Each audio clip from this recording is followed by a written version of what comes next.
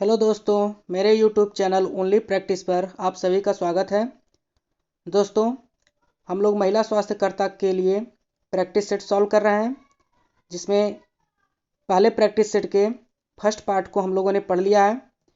आज पहले practice set के सेकंड पार्ट को कंप्लीट करेंगे और पहले पार्ट के शेष बचे प्रश्नों को पूरा इसमें पढ़ेंगे। दोस्तों, इस वीडियो के साथ ही हमारा पहला प्रैक्टिस सेट कंप्लीट हो जाएगा। तो चलिए दोस्तों, वीडियो हम लोग शुरू करते हैं। और वीडियो यदि आपको पसंद आता है और आपके लिए उपयोगी होता है तो वीडियो को लाइक और चैनल को ज़रूर सब्सक्राइब कर लीजिएगा दोस्तों, ताकि क्रम से आप सभी को सभी प्रैक्टिस सेट समय से उपलब्ध हो जाएं और आप लोग उसे अच्छे से पढ़ सकें और देख सकें। चलिए दोस्तों, वीडियो शुरू करते हैं। हमारा पहला प्रश्न है, निम्नलिखित में से कौन सा नवजात हाइपर बिलीरुबिनमिया की जटिलता है। दोस्तों, वर्ड्स थोड़े बड़े बड़े से हैं तो उच्चारण करने में काफ़ी डिफ़िकल्टीज हो रही है, तो आप लोग इसको थोड़ा सा लाइटली लीजिएगा, उसके लिए सॉरी। तो इस प्रश्न के अनुसार हम लोग ऑप्शन देखते हैं। तो हमारे इस प्रश्न का सही उत्तर ऑप्शन सी होगा, कार्निकटरीस। ये हमारा सही उत्तर है। अगला प्रश्न देखते हैं, शिशु में सक्शन की प्रक्रिया। तो सक्शन की प्रक्रिया क्या होती है दोस्तों? तो हमारे इस प्रश्न का सही उत्तर ऑप्शन ए है, फर्स्ट माउथ देन नोज। नाक से पहले मुंह। अगला प्रश्न देखते हैं, नवजात में फोरामेन ओवल के बंद होने का कारण है। तो हमारे इस प्रश्न का सही उत्तर ऑप्शन बी होगा, फुफ्फुस धमनी के रक्त प्रवाह में वृद्धि। अगला प्रश्न देख लेते हैं, वेंटिलेटेड रोगियों को कितनी बार मौखिक देखभाल प्रदान की जाती है। तो हमारे इस प्रश्न का सही उत्तर ऑप्शन बी होगा, प्रत्येक 4 से 6 घंटे। अगला प्रश्न देख लेते हैं, एल्कोहल के दुरुपयोग का आकलन करने के लिए किस उपकरण का उपयोग किया जाता है।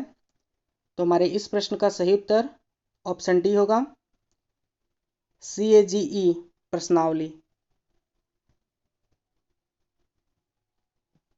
अगला प्रश्न देखते हैं,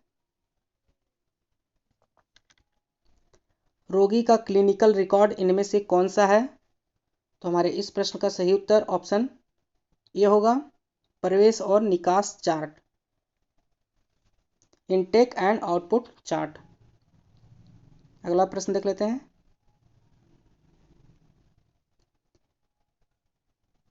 बक्स एक्सटेंशन ट्रैक्शन है। तो हमारे इस प्रश्न का सही उत्तर ऑप्शन बी होगा, पैर के निचले हिस्से पर त्वचा ट्रैक्शन देकर। अगला प्रश्न देखते हैं,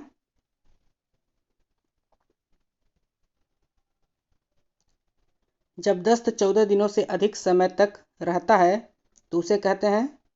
तो हमारे इस प्रश्न का सही उत्तर ऑप्शन सी होगा, लगातार दस्त, परसिस्टेंट डायरिया अंग्रेजी में इसको बोलते हैं दोस्तों। अगला प्रश्न देखते हैं, मधुमेह मेलाइट्स आमतौर पर निम्न द्वारा पहचाना जाता है। तो हमारे इस प्रश्न का सही उत्तर ऑप्शन सी होगा, शर्करा मेह। अगला प्रश्न देखते हैं, हाथों की शरीर के मध्य रेखा की ओर गति को कहते हैं। तो हमारे इस प्रश्न का सही उत्तर ऑप्शन बी होगा, एडक्शन। अगला प्रश्न देख लेते हैं, नाक से रक्त बहना कहलाता है। तो हमारे इस प्रश्न का सही उत्तर ऑप्शन ए होगा, एपिस्टैक्सिस। अगला प्रश्न देख लेते हैं, बच्चों में सामान्यतः कैंसर कहाँ पाया जाता है। तो हमारे इस प्रश्न का सही उत्तर ऑप्शन सी है, बोन मैरो में।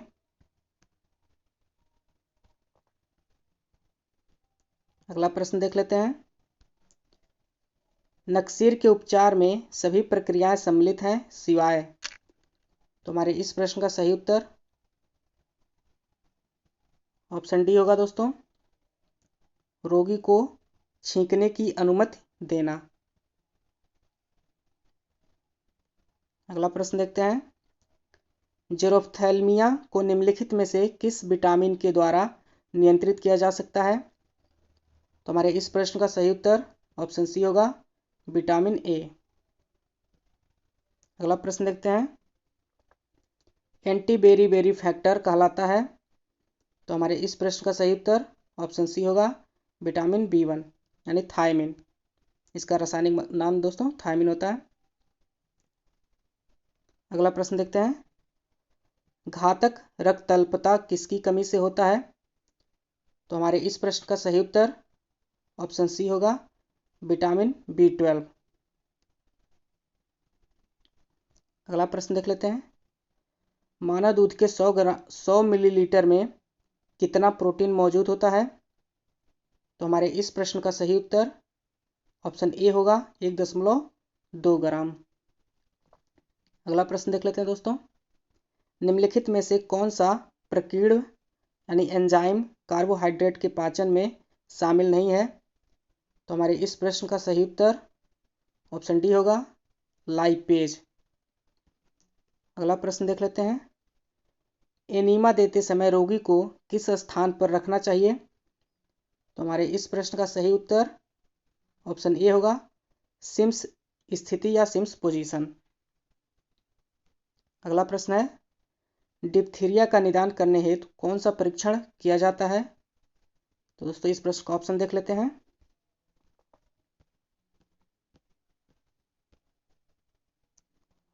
और इस प्रश्न का सही उत्तर ऑप्शन डी होगा दोस्तों, सिक परीक्षण।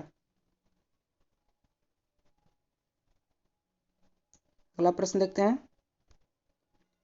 ओरल म्यूकोसा की सूजन को कहा जाता है? तो हमारे इस प्रश्न का सही उत्तर ऑप्शन बी होगा, स्टोमेटाइटिस। अगला प्रश्न देखते हैं, नाल के अवरोध को पार नहीं करने वाला पदार्थ है? तो हमारे इस प्रश्न का सही उत्तर ऑप्शन सी होगा, एल्जियम। अगला प्रश्न है, श्रवण नहर को मध्य कर्ण से अलग करने वाली झिल्ली है? तो हमारे इस प्रश्न का सही उत्तर ऑप्शन बी होगा, कान का पर्दा। अगला प्रश्न है, निम्नलिखित में से कौन सा एक कीमोथेराप्यूटिक एजेंट है? तो हमारे इस प्रश्न का सही जवाब ऑप्शन सी होगा, सिप्सप्लेटिन। अगला प्रश्न देखते हैं, निम्नलिखित में से कौन सी जांच डिप्थीरिया के लिए है? तो हमारे इस प्रश्न का सही उत्तर ऑप्शन बी होगा, चिक टेस्ट। अगला प्रश्न देखते हैं, संपूर्ण फेफड़े को हटाने को के रूप में जाना जाता है? तो हमारे इस प्रश्न का सही जवाब ऑप्शन बी होगा, न्यूमोनेक्टामी। अगला प्रश्न देख लेते हैं, कौन से प्रोटीन को उनके कार्यों के आधार पर वर्गीकृत किया गया है? तो हमारे इस प्रश्न का सही उत्तर ऑप्शन सी होगा, सुरक्षात्मक प्रोटीन या प्रोटेक्टिव प्रोटीन्स। अगला प्रश्न देख लेते हैं, विटामिन बी3 को कहते हैं? तो हमारे इस प्रश्न का सही उत्तर ऑप्शन डी होगा, नियासिन। अगला प्रश्न देख लेते हैं, क्वासियोरकर के संबंध में कौन सा कथन सही नहीं है? तो हमारे इस प्रश्न का सही उत्तर ऑप्शन ए होगा, बंदर चेहरा।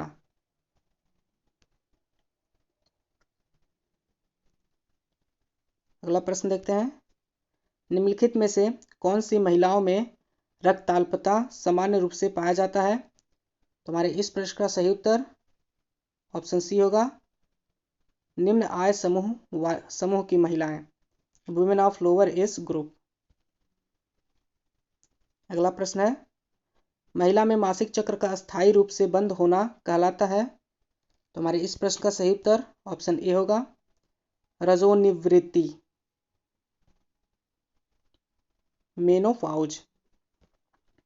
अगला प्रश्न देखते हैं, एक महिला का सीरम और मूत्र निम्नलिखित सभी स्थितियों में HCG के लिए सकारात्मक परीक्षण करेगा सिवाय। तो हमारे इस प्रश्न का सही उत्तर ऑप्शन डी होगा, हिस्टेरेक्टॉमी के पश्चात, पोस्ट हिस्टेरेक्टॉमी।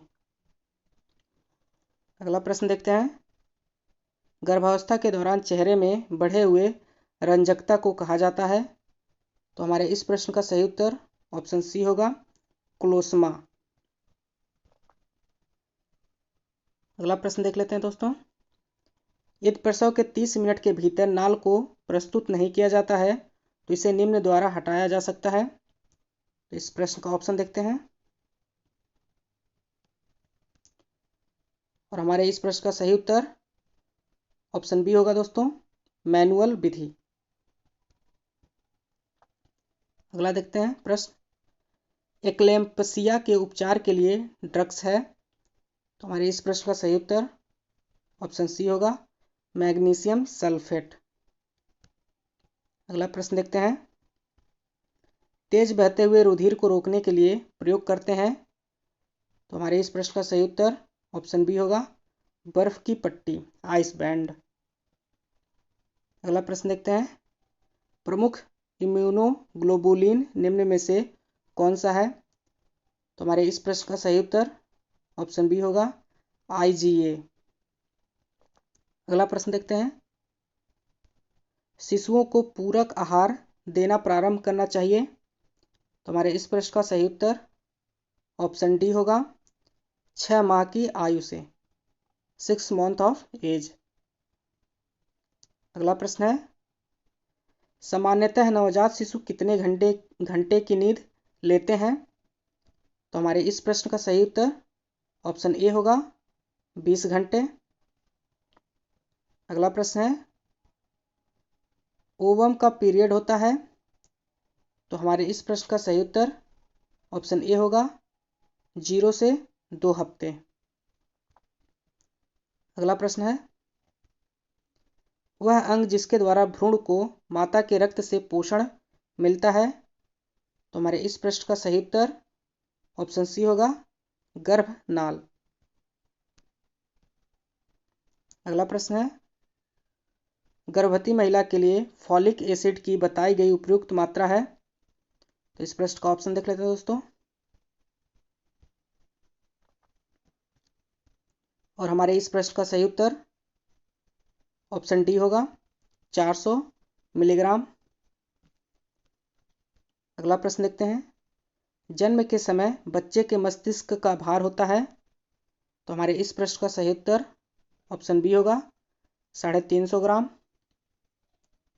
अगला प्रश्न देखते हैं, गर्भावस्था के दौरान संश्लेषित कुल प्रोटीन है। तो हमारे इस प्रश्न का सही उत्तर ऑप्शन बी होगा, 700 ग्राम।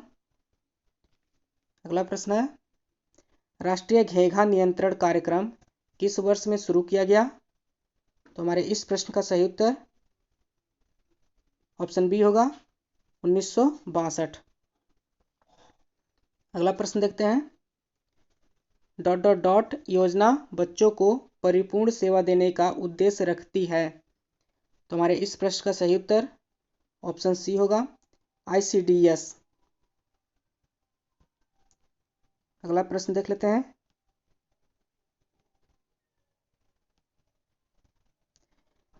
ICDS में पूर्व विद्यालय को उपलब्ध कराए गए अनुपूरक पोषण में उपलब्ध कराना चाहिए। तो हमारे इस प्रश्न का सही उत्तर ऑप्शन ए होगा, 300 कैलोरी और 8 ग्राम प्रोटीन। अगला प्रश्न है, मानव शरीर में किस विटामिन का संश्लेषण होता है। तो हमारे इस प्रश्न का सही उत्तर ऑप्शन डी होगा, विटामिन डी।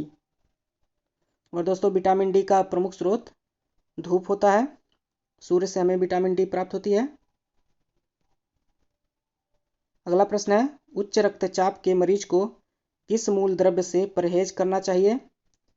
तो हमारे इस प्रश्न का सही उत्तर ऑप्शन डी है, सोडियम। अगला प्रश्न है और इस वीडियो का आखिरी और दोस्तों इस प्रैक्टिस सेट का आखिरी प्रश्न है। इस वीडियो के बाद हमारा पूरा कंप्लीट एक प्रैक्टिस सेट पूरा हो जाएगा। तो चलिए प्रश्न को देखते हैं। शरीर में पानी की कमी का कारण होता है? तो हमारे इस आखिरी प्रश्न का सही उत्तर ऑप्शन ए होगा, शरीर का पानी तथा लवण निकल जाता है। तो दोस्तों यदि आपको वीडियो पसंद आया हो तो वीडियो को लाइक और चैनल को ज़रूर सब्सक्राइब करिएगा और सभी प्रैक्टिस सेट पाने के लिए बेल आइकन की घंटी को दबा दीजिएगा। धन्यवाद दोस्तों वीडियो पूरा देखने के लिए।